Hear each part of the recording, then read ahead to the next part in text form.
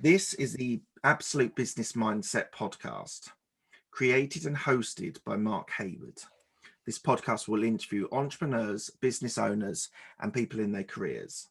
We will delve into their journey to success, key life milestones, and go deep into their area of expertise. Get ready to learn from other successes and failures. Today we have Laurie Lewis, who is a certified coach in intermittent fasting. Hello, Laurie. How are you? I'm doing great, Mark. Nice to meet you and Fantastic. be It's with you. great to meet you. Thank you so much for joining me. So we're going to go through the 4 E's, which is what I describe it as, which starts with education. So you did a history and German studies degree. Is that right? I did. It's a classic liberal arts education that when you're done with it, you learned how to write and read and speak and think and contemplate and figure out how to get a job after that. I did exactly the same. I did a politics, so you got political science degree. Oh Had yeah. no And here you intention are, to Prime become a Minister. politician or anything. So, as you say, it gives you background into learning. But why did you choose German studies? Did you Well, learn the that was language? kind of by accident. I had to pick a language in we say high school, and I was born in Germany and by American parents. And so when it came to choose a language when I was, I don't know, 13 or 14, I chose German. And I had a terrible experience with the teacher. But then I got into my little liberal arts college and continued with a language requirement. And I thought, well, I started this German, I might as well keep going. And the idea of switching to Spanish or French or Russian or what have you didn't appeal. Well, I ended up having the best teacher ever. Right. And quite by accident, I just kept taking classes and studying in Germany and reading. It was a German study. So it was, again, this whole hybrid of Mm, learning. It was mm. political science and literature. So I'm reading Thomas Mann in German, and I loved it so much that suddenly it was my major. And did That's you kind spend of any that's time? kind of the theme of my life is love it, dig in, and then I'm full immersion. And did you spend much time in Germany? I did. Well, I spent the first year of my life, which of course I don't remember. And then when I was in college, I went many times, but even recently in business, gosh, it shows my age. Recently, 10 years ago feels recently. I had a series of projects in Germany and Austria with Adidas, as they say in Germany, Adidas, the rest of us say. And I found myself there on some projects about 8 times in that year. And I realized that somewhere deep in my brain, the being fluent in German was not lost. It's in there somewhere because it And just came out. I was going to say, when you went back, did you pick up the language straight away? Like, 'cause if you were fluent, then Very rusty. And here's what was so cool about it was that I decided in my hotel rooms to turn the TV on, which I wouldn't normally do. I don't like the background noise.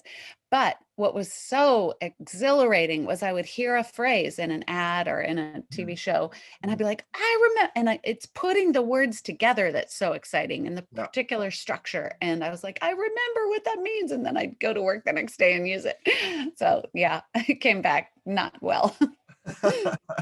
Because friends of mine, I'm not very good at languages, but friends of mine who they say 2 ways of really being able to pick up a language is one, listening to TV and radio is really, really good, and also the immersion. Just go out there and immerse yourself in the subject, in the area, and you can learn very quickly.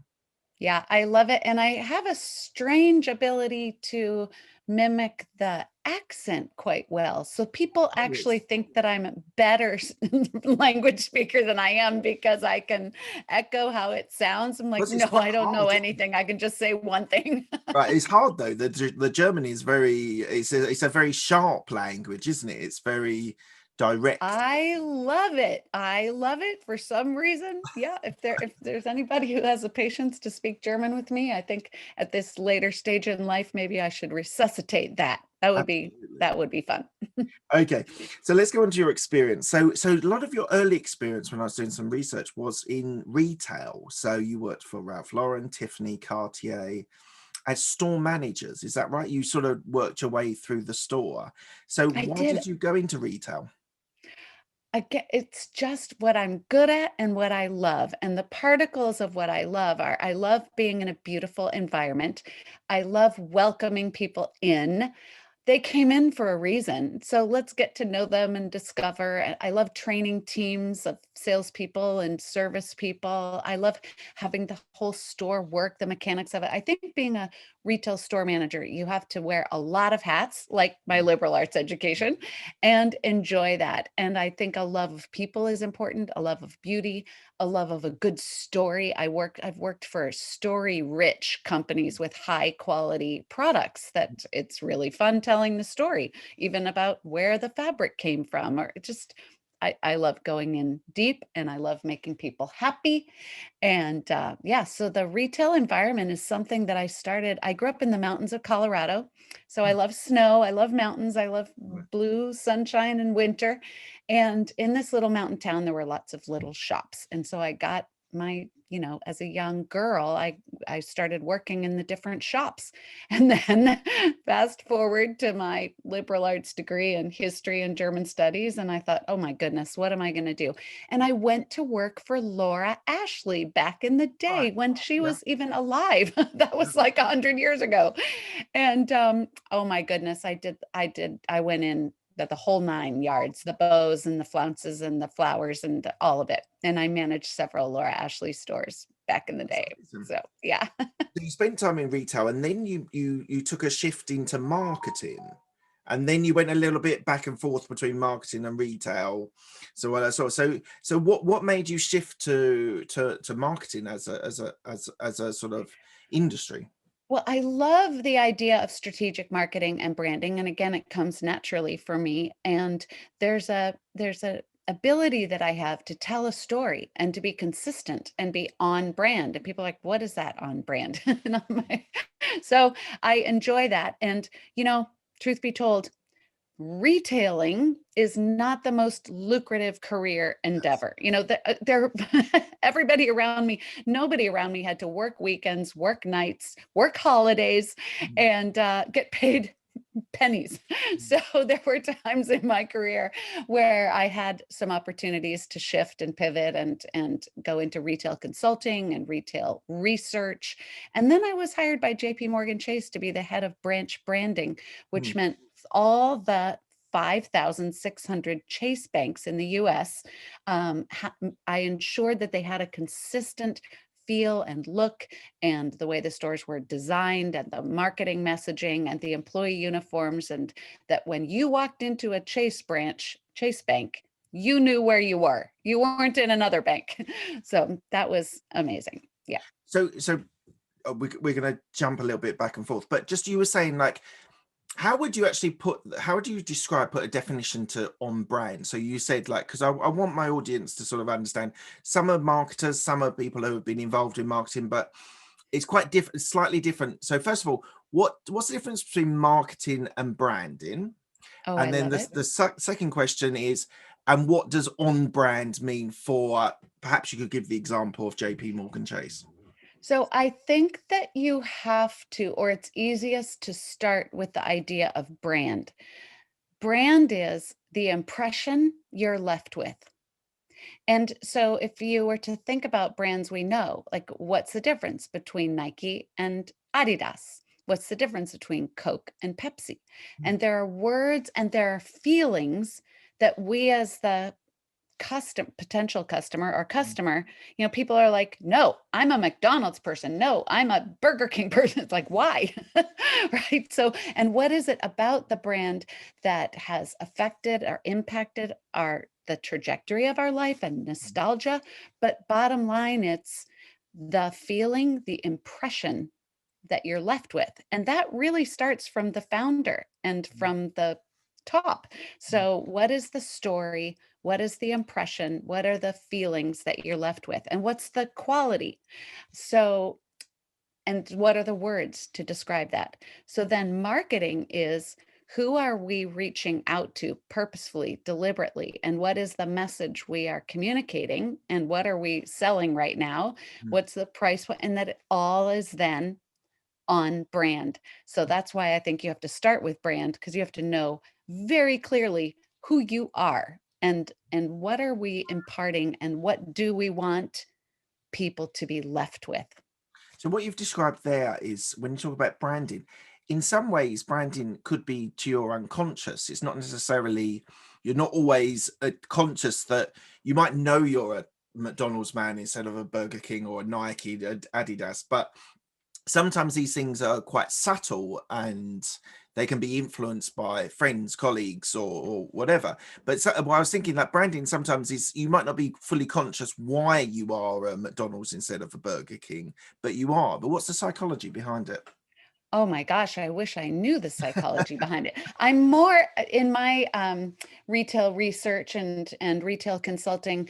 I'm more in the camp of observing client behavior, customer shopper behavior in a retail environment, which could include an airport or a bank lobby or a hotel lobby, including retail environments, including restaurant environments.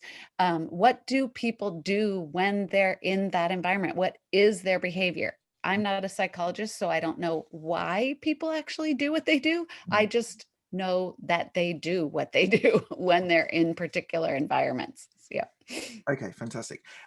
So we're going to jump back again. You spent 14 years as a course supervisor at Landmark with their programs and seminars. So what made you take that shift again, slightly different from where you were previously, into course supervisor? I absolutely love the learning environments of transformation. So when, all human beings were dealing with life as life is happening in relationships, in home, in work, with our health, with our own frustrations with ourselves and so forth, and stresses of life. And what I found so enlivening and important about the education at Landmark was that you could take pause, and I learned so much about the design of human beings and what were the obstacles and roadblocks in my own way, that once I could see things more clearly about how I was being in my life, and the conclusions that I'd already drawn about myself and others, and the limitations of that, that this work of transformation was just so important. I wanted to support the effort to have more and more people sit in a seat for 3 days in a classroom somewhere around the world and see more about themselves and more about life, so that at the end of it, there's experience of freedom, and people can move forward in life with more ease in the areas that are important to them. So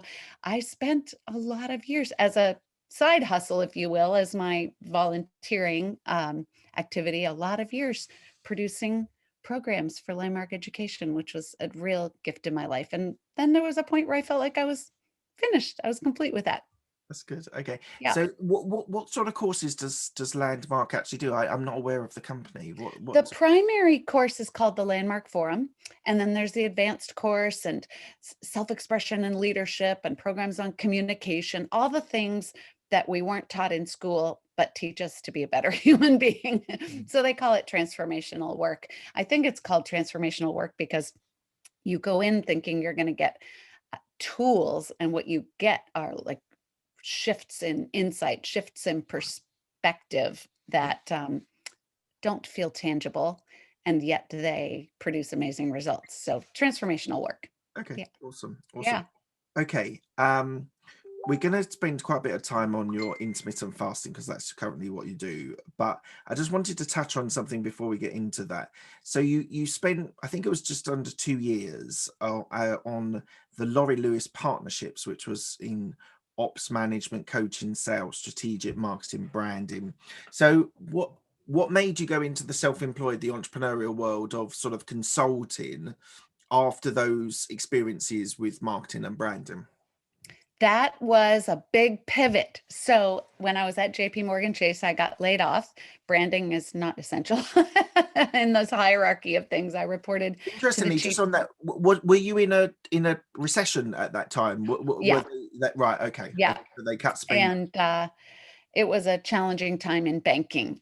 And so I reported directly to the chief marketing officer, Chase. And that was, oh my goodness, what extraordinary colleagues and coworkers. What a great experience I had working there. But I love looking at my career actually because I worked for like one of the largest banks in the world, Mm. other little tiny consultancies, my own entrepreneurship, and I grew up in a household. I guess I followed in my dad's footsteps to some degree because when I was a little tiny girl, my dad went to Harvard Business School and got dunked, steeped into the immersed into the world and mindset of entrepreneurship.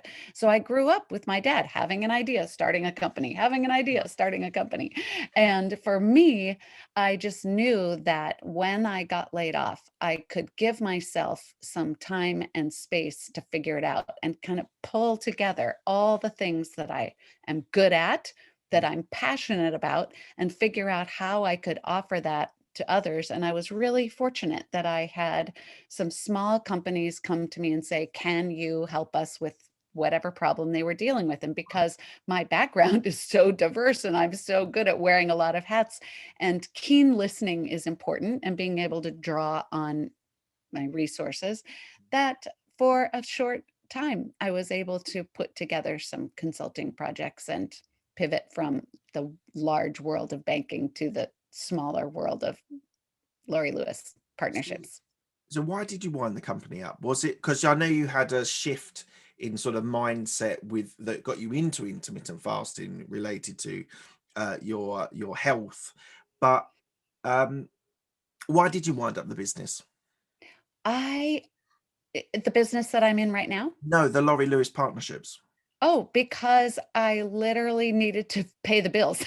Okay. So it wasn't like I was being a visionary and I had it was like, what do I have? What are the skills? What are the resources? Who are the people? What am I good at? What do I have to offer? And lay it out there. And so now in hindsight, it feels like I was being resourceful and fearless and in communication and just getting it done. Yeah. So it Okay. wasn't as if I had a vision to fulfill. It was a immediate needs to fulfill. Like, let's keep working. Okay. And then um I've been listening to podcasts that you've been on recently, and you talk a lot about your intermittent fasting and the reasons behind why you started intermittent fasting with your health reasons of putting on weight and that. So just to give me a little bit of that story, why again did you pivot your life into intermittent fasting? Well, I would say this is the greatest miracle of my life, actually. So I was crushed by menopause. They don't send us to biology class for older ladies. We know it's coming. We've heard of it. It's kind of spoken about in hushed terms, but no one, even our doctors, know how to help us through it. And even doctors will say, oh, just toughen up. It's a condition. You'll get through it. Well, it's a massive hormonal shift that leaves women. I mean, we should be celebrated for enduring this as opposed to pushed in a corner. It's brutal for most women, actually. Some sail through, and I'm really jealous of them. So it affects us in a laundry list of ways. And for me, I suddenly had brain fog, memory loss, my equilibrium was off, and I gained 50 pounds. Those are just like four of the horrible things that were happening, and suddenly gained 50 pounds, and nothing I did turned it around. So I was at what I would say absolute despondency. I was at the end of my rope. I remember a friend that, it seemed like a horrible friend at the time for posting a picture of me, that other people could see my smiling face, but I could only see how much pain and discomfort I was in, not feeling like myself and being in physical pain.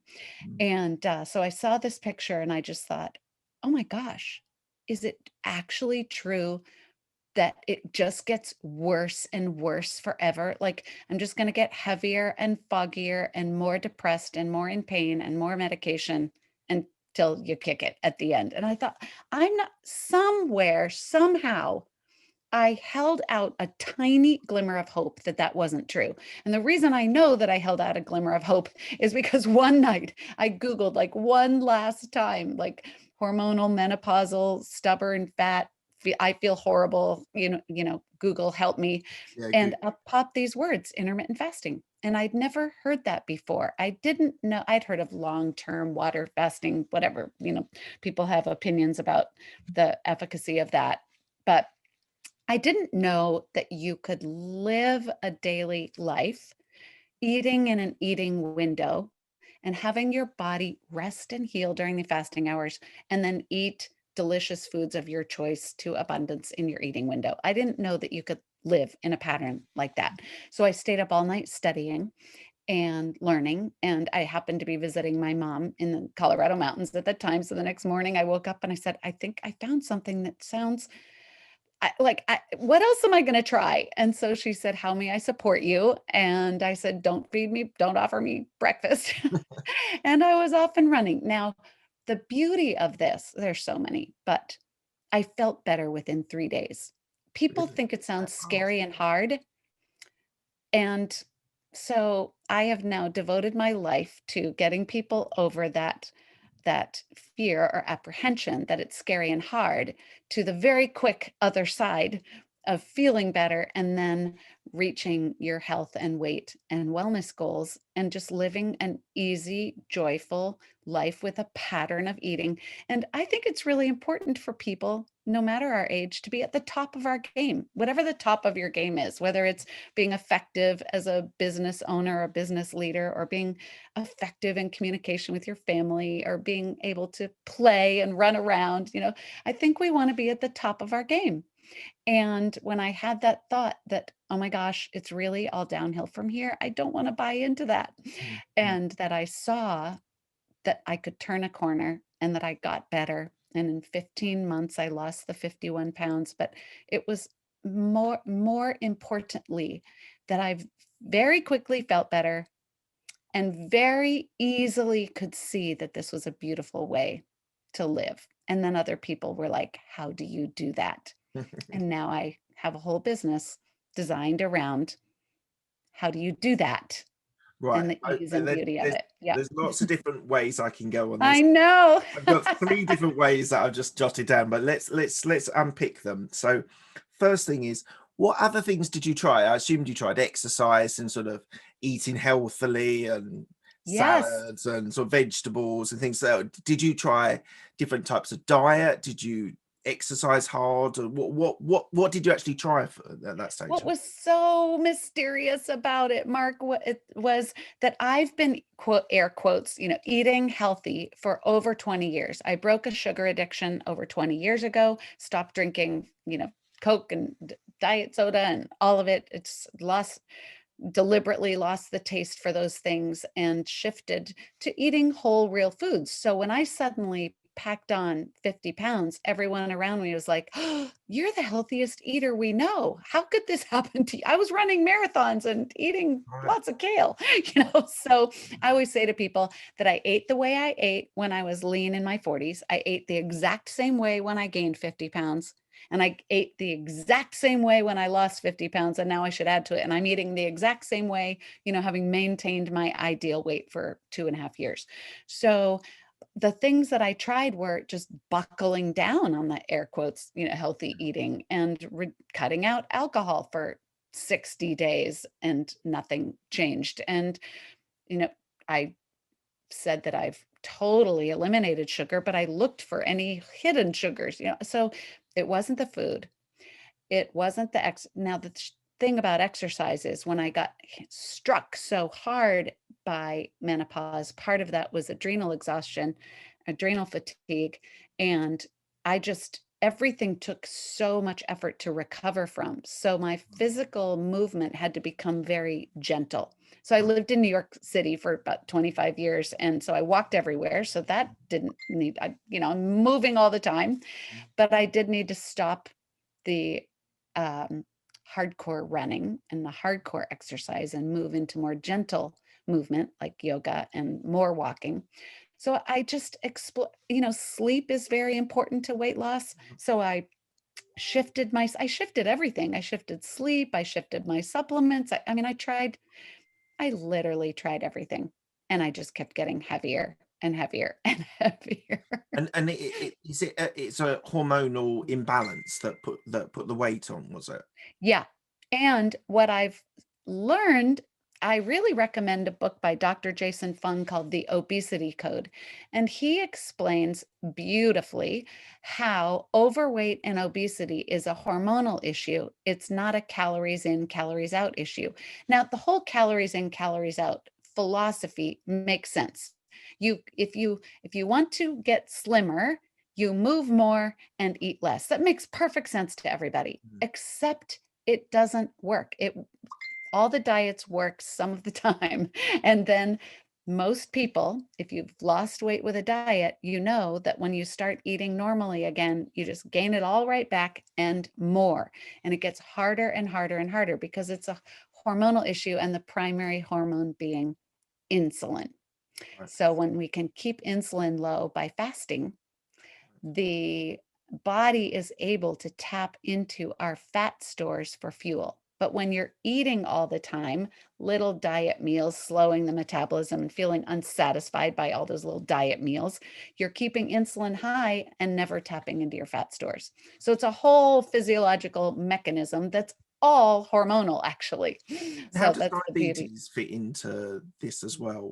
I assume you didn't have diabetes, but I with- didn't, but diabetes is amazing. I mean, I have clients who are full blown in type 2, and within 3 to 6 months, they've moved down to their A1C. I don't know if in the UK you call it the A1C. Some of the numbers are different between our yeah, countries, like the cholesterol numbers and the blood glucose numbers tend to be different, but diabetes is diabetes, yeah, whatever continent you're on. yeah, And what happens is, yes, there's a insulinemia and insulin resistance are when there's high levels of circulating insulin. And truly, the only thing that can bring it down is fasting. The ketogenic diet helps, but you get into ketosis 4 times more with intermittent fasting or pausing from eating, healing during the fasting hours than with the ketogenic diet. And then if the ketogenic diet works for you, super low carb, high fat, moderate protein, that works for very well for some people. And so then the combination of two is great. But what I teach is I believe that we're all bio-individual. Our bodies need different percentages of protein, fat, and carbohydrates. So if we get everybody fasting, clean fasting, the body in a total healing rest state, we can then together figure out the foods that work best for you. So one of my taglines or focus is eat the foods you love and the foods that love you back. And we got to figure out what are those foods that love you back, that have you thrive and feel amazing. So we'll go on to your sort of how you package your programs and bespoke programs that you have for people. But before we get onto that, it's something that is important to me and important to a lot of people is mental health. So when you were going through this Mm. with the menopause and struggling with weight and things, how like your mental health was probably challenged and you were probably having struggles with it. How could people approach this from a mental health point of view, or did the fasting lessen the fogginess, the sort of strain on your mental health? Yeah, I love this question, Mark. Thank you so much. It is all so connected. So I have a lot of therapists and doctor and psychiatrists, as well as cardiologists and pharmacists and RNs as my clients, because people in the world of healthcare really want to not only be more healthy themselves, Mhm. Mhm. and they're not immune from health challenges just Yeah, because they're in healthcare, yeah. and to be able to pass along these practices and this ritual and regimen to their patients and clients. And so, with regards to mindset and mental wellness, there's a doctor at Johns Hopkins called Dr. Mark Mattson, and he put together a whole research for the New England Journal of Medicine showing the cognitive and mental and emotional benefits of intermittent fasting and recommending that physicians Right, okay. recommend fasting to their patients. And you all know in the UK, Dr.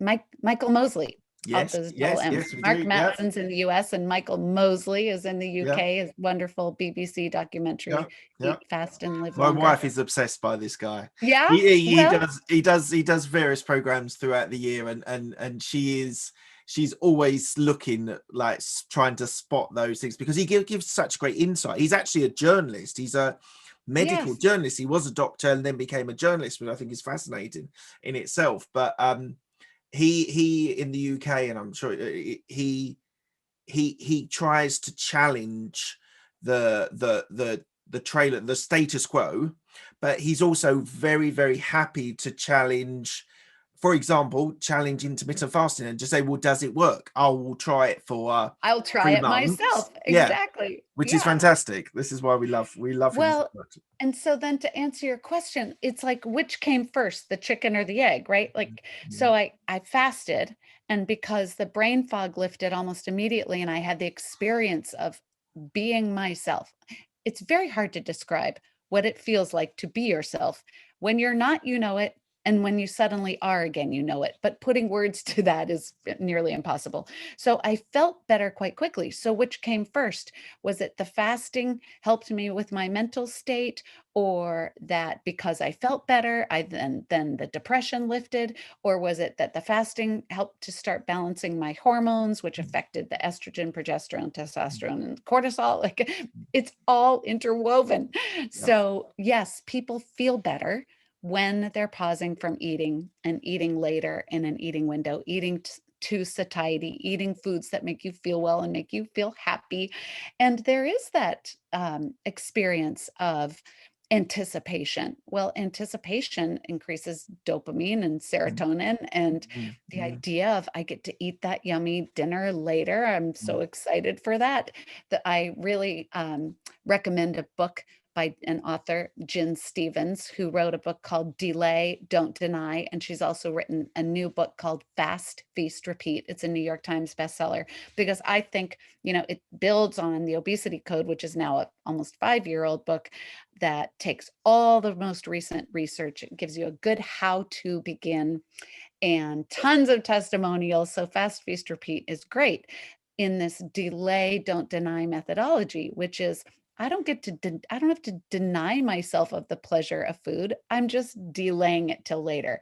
And I think that helps people build confidence, which makes you feel improve your mental health.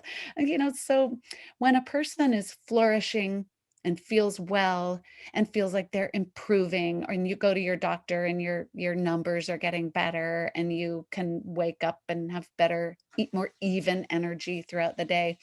Yeah, mental Um, health improvement. yeah, and this shows my complete naivety, and I'm sorry about this, but my initial thought was, and just everything you've said so far counteracts everything I said, but I'm going to show my stupidity here. Oh, please. Oh, no. No, no, Bring no. it. I thought Tell you me. disliked food. I thought fasting was, in essence, you were denying yourself food because of a medical, like physiological benefit. But actually, from what you've said, it's you're not denying yourself. You're just delaying it until your window.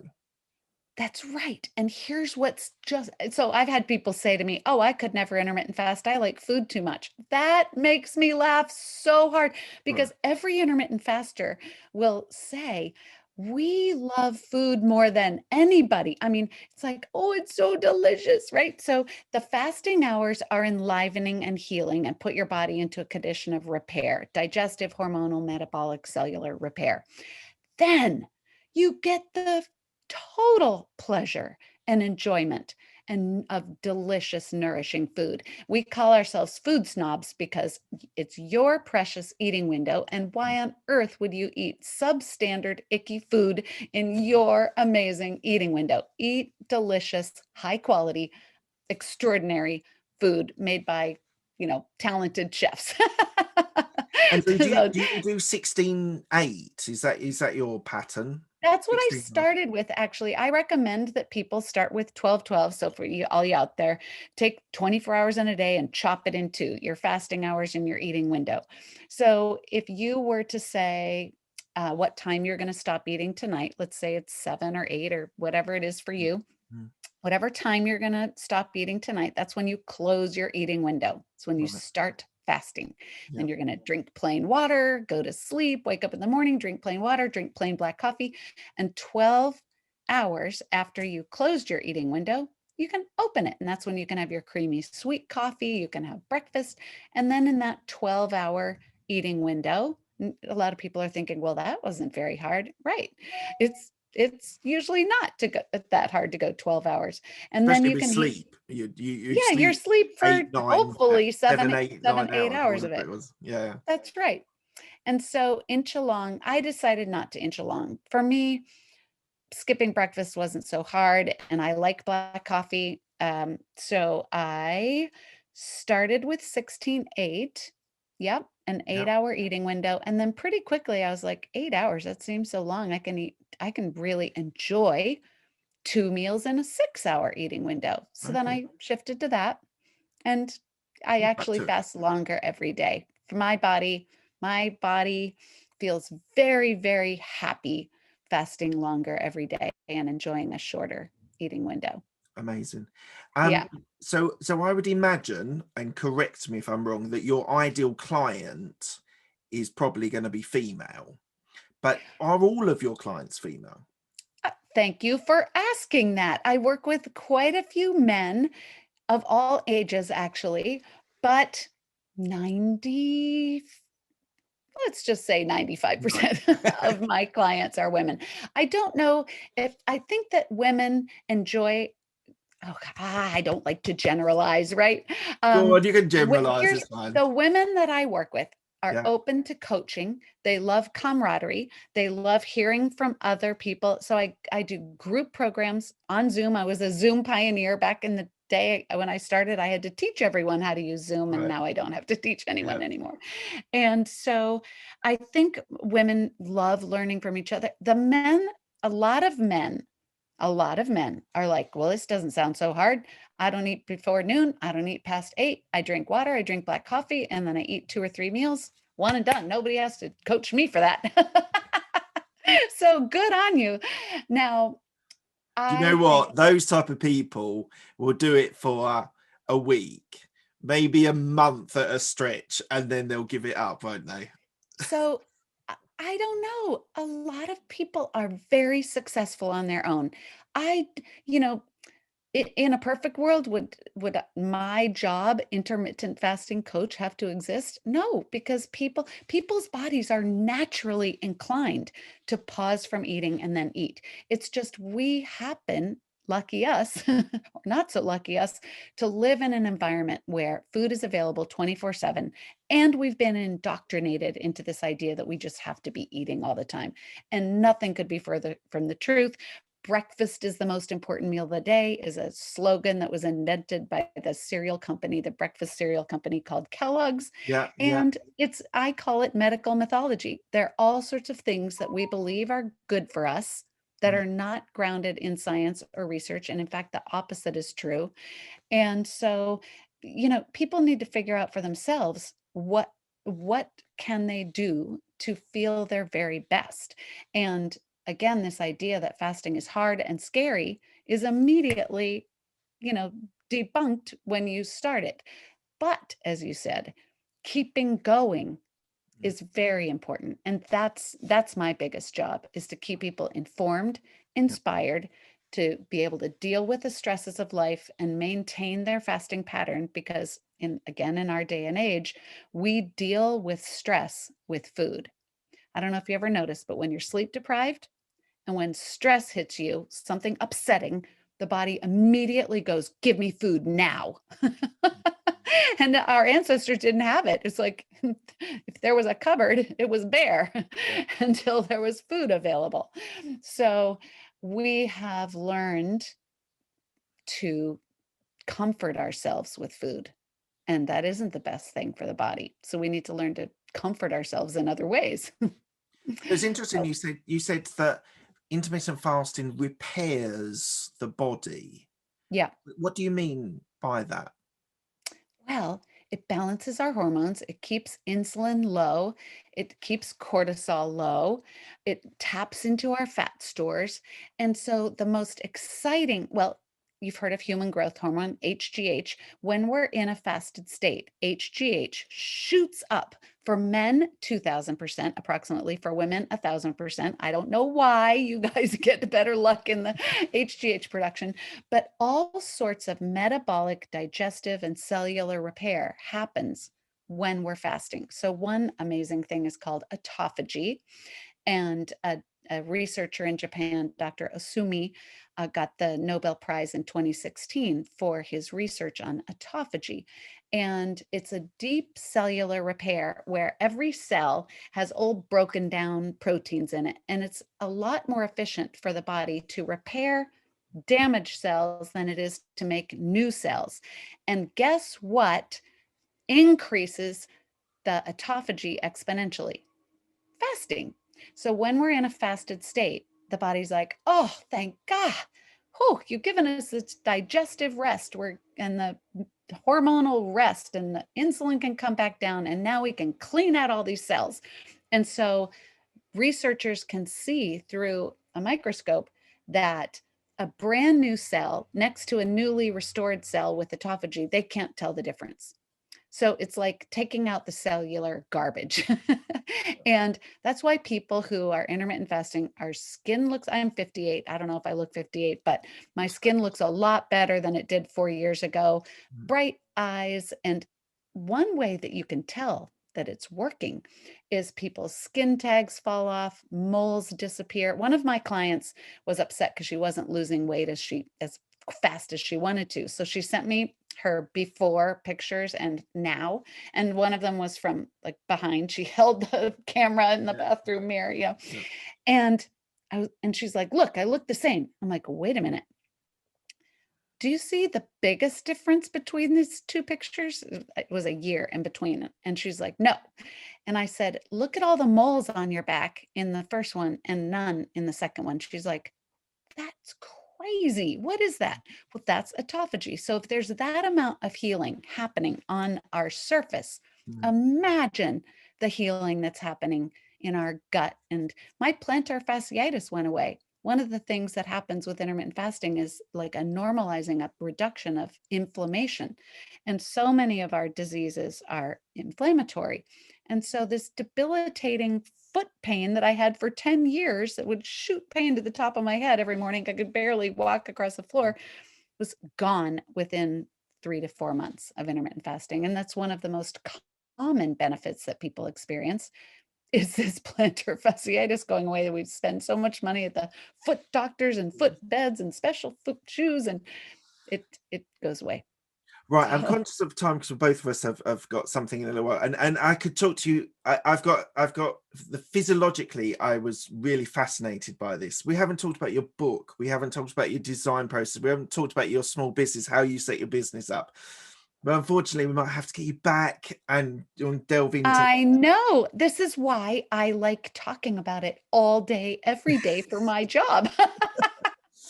Well, let's talk about the last E. So what's the plans for the future? What's the future endeavors? Well, it's really fun. I'm an opportunist. Something bubbles up and I'm like, oh, wow, this is happening. So I hadn't planned for it, which is all sorts of other people, either people with other occupations, so some RNs, other people who already have a life coaching business or a health coaching business or executive coaching. People like, well, I've gotten so much from intermittent fasting personally. I wonder if I could create a module in my existing coaching business for intermittent fasting, or I want to just help my friends or the other women in the book club. Or so a few weeks ago, and this happened just totally organically on Facebook, somebody posted something like, hey, is being an intermittent fasting coach a thing? Like, can someone earn a living doing that? Like, can I find someone who, And so a whole bunch of other friends were like, Laurie Lewis does that, tagged me in this post. And then all these people were like, I want to know more about that. I want to know more about that. So I created a class, a 90-minute class. I led the same class twice. I think 85 people total took it, which is Right. shocking to me. And Brilliant. then people are like, oh, I missed it. Are you going to lead it again? And I'm like, so I created a class, how to be an intermittent fasting coach, steps and best practices. And I just walked everybody through like an inquiry of how do you discover for yourself what aspect of this you'd like to take on and create for you and your life and your authentic expression. You don't have to be like me, do it in your own way. So I created this class to Mm. lead people down their own path. Well, now everybody wants it. Brilliant. Isn't that amazing? Fantastic. So maybe I will create a series of classes that people can learn to incorporate this for themselves, whether you're a nurse or a pharmacist or a school. So many people are well-educated teachers. I don't have a PhD in education, but a lot of people do, and Mm. they've had their own success with this way of living. Someone just wrote me this morning. She said, I got so much out of your class that my husband and I were talking about maybe creating a class for couples fasting together. I'm like, that's a great idea. See, that's your niche. Everybody's got a niche. You just don't know you have one. So you need to look at your own life and what you care about. Some people are like, I've been in AA for years, and maybe there's a way for me to teach intermittent fasting to people who are sober. Yes, do that. Amazing. So this is a new development, and I'm one of the things I teach is to not hold back, to take some steps even when you don't have it all figured out. Everybody's like, oh, I'm so afraid I don't have the whole vision outlined and articulated. Who cares? You have a phone, which is a magical device, and you know 3 people, and so you can post things and share what you're up to and be like, would anybody be interested in having a group conversation about XYZ, and put a price on it, and you're off and running. So we live in a magical time of social media and having very smart phones, being connected like we are, Yeah. people around the world. And so don't let the fact that you are timid or don't have it all figured out or to stop you. Fantastic. That's amazing. All right, we're coming to the end of the interview. I asked the same 6 questions to all of my guests. Oh, I'm nervous. Quick fire questions. They don't need a quick fire answer. It's up to you. So first one, what's the best decision that you've made? I made a wild I love New York City. When I was a little girl growing up in the Colorado mountains, I was like, I'm moving to that big, bright, sparkly city. And I lived there for a long time. And then I had a thought to move west, and I live in Portland, Oregon. Yeah. It's very beautiful here. And I don't know why I left New York, but I am really happy that I lived here during quarantine and COVID, where I could Mm, look out my windows and wave at my neighbors, and I absolutely. felt connected and more alive than I think I would have in my tiny little New York apartment alone. So the So I best know decision someone. I ever made was moving to Portland, Oregon. I know someone that's been in New York for quarantine, and Mm, where they would walk everywhere. They'd walk to work, they'd walk to hobbies or what lifestyle choices, pubs, restaurants. They would completely cut out of it, and they were in like this guy's doing all right for himself, so he was in a decent apartment, but mm, said just the really hard. constriction of where you were just was really difficult. It's the So constriction. Yeah. okay, Yeah. second question. What's the best piece of advice you've been given? Um, Well, I love this woman, Kathy Heller, who has a podcast called Don't Keep Your Day Job. And I'm involved with her in a program called Made to Do This. And I like this idea that she has of to write yourself a permission slip. So, so write yourself a permission slip to follow your passion, to take that first step, to do something bold, even if other people think that you are nuts, to write yourself a permission slip and to go for it. Really nice. Who's helped you most in your career? Oh, well, my mom is the one who said, how may I help you? When I said, I'm going to try this crazy thing. And then I wrote my book a year ago. I launched it on International Women's Day, March 8th in 2020 before, and then everything hit the fan like within a week. And I didn't think my mom would read it. She wasn't well, and she actually passed on recently. So now she's like my angel wings helping me Yeah. along. But she actually read my book and she said, this is going to help so many people.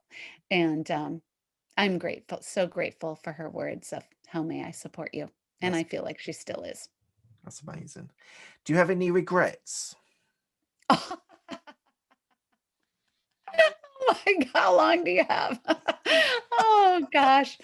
You know, I think we keep talking about this, that I think I'm an opportunist. I think that, things pop up and I'm like, whoa, squirrel, I'm going to go that way. Um, I wish I were more of a long range planner, Okay. and I'm not. But self-reflection, being aware of it, self-awareness is an important factor, even if you're not like, even if you don't necessarily think long term, to be aware that you think short term, you can bring other Yeah. people who help you.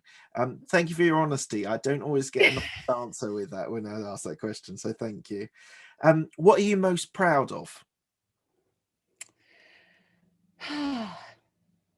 I'm proud of my outlook. I'm proud of knowing that everything's going to be okay. I'm proud of loving people as much as I do, and that I'm someone who can spin anything into gold and really mean it. Like, whatever people feel might be bad news or cloudy, Hmm, that I'm always learning and always seeing the good that's in life and in people. brilliant. What does legacy mean to you? Oh gosh, I think it means something new for me now. Like, people are saying to me, "You found your calling." I'm like, "My calling?" Well, here we are talking about something that will change lives, and I could talk to you about it forever, right? Like, we could just keep talking, talking, talking. And that there are people who just up until, an hour ago are saying that what I've taught them and the example that I've been has changed their life and their families' lives and the people around them. That I mean, my gosh, what a way to live. What Hmm, a way to go. Like, that after I go, people will remember that I taught them something that made their life better. that's amazing. You should be ever so proud of that. You should be very proud of that. Okay, and the last one is, where can people find you if they want to reach out to you? My business is Fast Forward Wellness, so fastforwardwellness.com. And there are two sections there. There's the group programs and the one-on-one coaching, and some things about me and why intermittent fasting is helpful. And there's a contact place if you want to write me. And I love hearing from people, hearing how they're doing. And I love it when people sign up to work with me, of course. Fantastic. Thank you, Laurie. Thank you so much. It's been absolutely fascinating. As I said, I had quite a lot of other things we could have talked about. We never got time, but let's try and get another date in the diary when we can talk again. I love that. Some follow-up. I love the Fantastic. follow-up. It's Okay, so Laurie, great thank to you be very with much. you, Mark. Thank you. Pleasure. Thanks a lot.